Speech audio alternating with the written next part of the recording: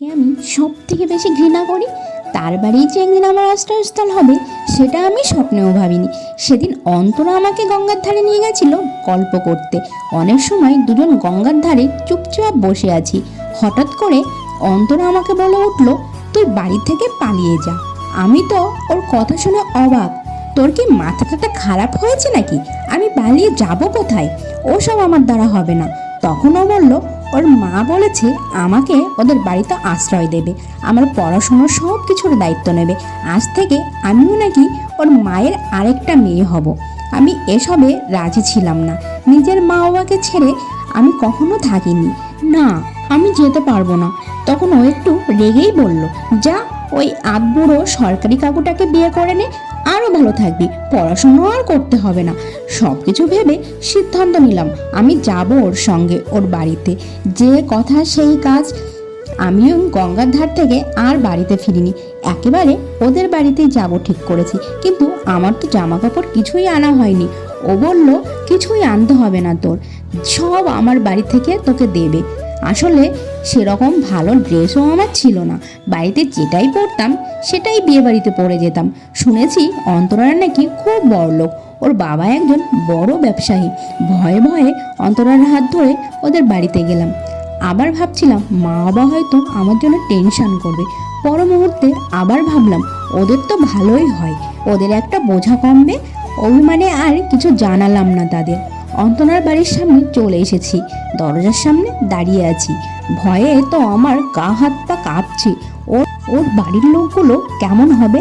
দরজা খুললো অন্তরার মা, আর বরণডালা দিয়ে আমাকে বরণ করলো। ওর মা আমাকে বরণ করে একটা সোনার চুড়ি আমার হাতে পরিয়ে দিল।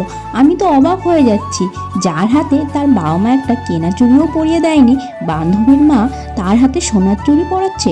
সোনা আমি আগে কখনো পরিনি, তবে অন্তরার কানে সোনার কানের দুল দেখেছি, সেটা থেকেই সোনা চিনেছি।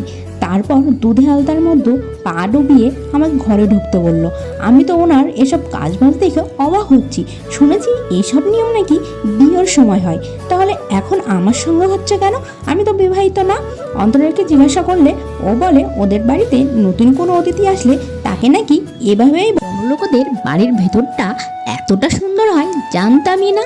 তারপর ও যেন একটা মেশিন চালালো, গায়ের ভেতরটা কেমন যেন ঠান্ডা হয়ে গেল। পরে জানতে পারলাম বইতে যে এয়ার কন্ডিশনের কথা পড়েছি ওটা সেই মেশিনটা, ঘরটাকে পুরো ঠান্ডা করে দিল, সঙ্গে আমাকেও। তারপর অন্তরার মা আমাকে একটা তোয়ালে দিয়ে বলল, যাও মা ফ্রেশ হয়ে নাও। আমিও চলে গেলাম ফ্রেশ হতে। খুব দামি একটা জামা আমাকে দেওয়া হলো। এত দামি জামা বড় বড় দোকানে ঝুলিয়ে রাখতে দেখেছি, সেই সব দোকানে যাওয়ার সৌভাগ্য কখনো হয়নি আমার। আসলে আমার জামা কাপড় বাবা ফুটপাত থেকে কিনে দিত, তাও বছরে দুটো, একটা পয়লা বৈশাখে আর একটা দুর্গা পুজোয়। বাথরুমে গিয়ে চোখ দুটো তো আমার কপালে উঠলো, এত সুন্দর বাথরুম। মনে মনে ভাবলাম এদের বাথরুমের মতো যদি আমাদের একটা ঘর থাকতো। হঠাৎ করে বাড়ির কথা আমার খুব মনে পড়ছিল। তারপর বাইরে এসে খেতে ডাকলো অন্তরার মা আমাকে। খাওয়ার টেবিলে বসে আমি তো অবাক, এত খাবার! আমি তো বলেই ফেললাম, তোদের বাড়িতে কি আজ কোনো অনুষ্ঠান আছে? আমার কথা শুনে ওরা তো হেসে উঠলো। আসলে আমাদের বাড়িতে মাসে একবার করে মাংস আসতো, আর 2 পিস করে সবার ভাগে পেতাম। মাংস খেতে আমি বড্ড ভালোবাসি। ওর মা আমাকে বলল, তোমার যা যা খেতে ইচ্ছা করে তুমি তাই খাও। অন্তরার মা আমাকে খেতে খেতে একটা কথা বলল, তুমি আমাদের বাড়িতে থাকবে, আমার কিন্তু একটা শর্ত আছে। আমি তো ভয় পেয়ে গেলাম, আবার কি শর্তের কথা বলবে উনি? বলল আমাকে কিন্তু মা বলে ডাকতে হবে। শুনে একটু স্বস্তি আসলো মনে। প্রতিদিন খাবার সময় দেখতাম একটা প্লেটে সব সাজিয়ে অন্তরা কোনো একটা ঘরে নিয়ে যেত। জিজ্ঞাসা করলেই বলতো ওর নাকি রাতে খিদে পায়, তাই ওর ঘরে নিয়ে রাখে, রাতে খাবে তাই। বড়লোকদের ব্যাপারই আলাদা। বাবার কাজ না থাকলে কত রাত না খেয়েই কাটিয়ে দিয়েছি। এক রাতে ওরা আবার দুবার খায়। পরের দিন থেকে আবার স্কুল শুরু করলাম। বেশ কিছুদিন কেটে গেল, তারপর চলে আসলো স্কুলের এক্সাম। পরীক্ষা মোটামুটি ভালোই হয়েছে। তারপরে আমরা চলে গেলাম ঘুরতে, কিন্তু অন্তরার মা আর যেত না। যাওয়ার কথা বললেই বলতো বাড়িতে কাজ আছে, তোরা যা। আমরা সবাই কাশ্মীরে ঘুরতে গেলাম। খুব মজা হলো, নিজের চোখে বরফের বৃষ্টি দেখলাম, আলাদাই একটা শান্তি। তারপর স্কুলের রেজাল্ট দিল, আমি ফার্স্ট হয়েছি আর অন্তরা টেনে টুনে পাস। নতুন ক্লাসে উঠলাম, তারপর চলে এলো এইচএস এক্সাম।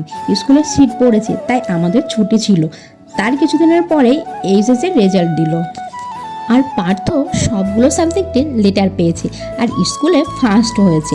এটা স্কুলের মাইকে বলার পরেই স্কুলের স্যার ম্যাম সব ছাত্রছাত্রীর সামনে সে আমাকে জড়িয়ে ধরলো আর বলল সব নাকি আমার জন্য হয়েছে।